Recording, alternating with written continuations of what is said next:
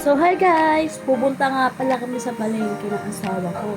So, ayun na, naglalakad na kami dahil sasakay kami ng tricycle papunta sa Blumentritt. So, ayan, let's go! Wow! Yan na nga, nasa tricycle na kami papuntang Blumentritt. So, tara! Oh, di ba? Nandito na kagad tayo sa Blumentritt kahit nanonood ka lang. Pero syempre, joke lang yun! At pupunta naman kami yan sa bilihan ng baboy. Charan! Ang makahulan ng ulam namin, may 5 piso sa akin. Pinahiwa na nga namin yung baboy.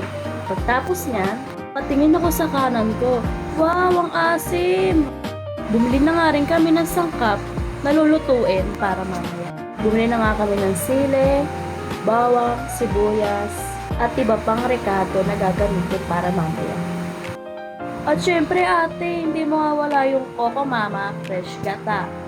Syempre, hindi magpapakabog ang Mercy pag bibili kami ng tiyaya. Favorite kasi namin ito noon pa. Kaya kapag namamalengke kami, bumibili kami nito lagi. At syempre, sino ba ang uubos na? E di ang dalawa na yan. Tingnan mo, mapakit pa! Pauwi na nga kami yan at tignan nyo guys. Kumakain na yung isa. Ayaw pang mamigay. Yan mo.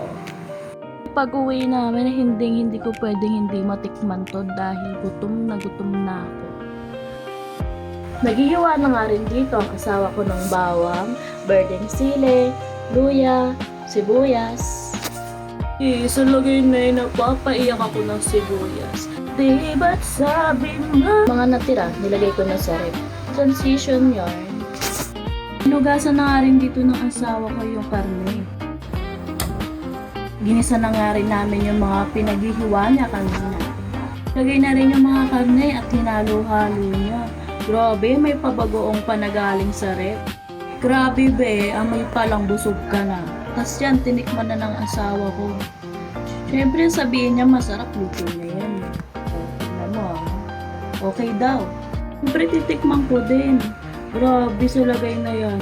Wala akong masabi sa lasa. Pero totoo, ang sarap. Luto ng asawa ko yan. So, yun lang guys. Bye-bye!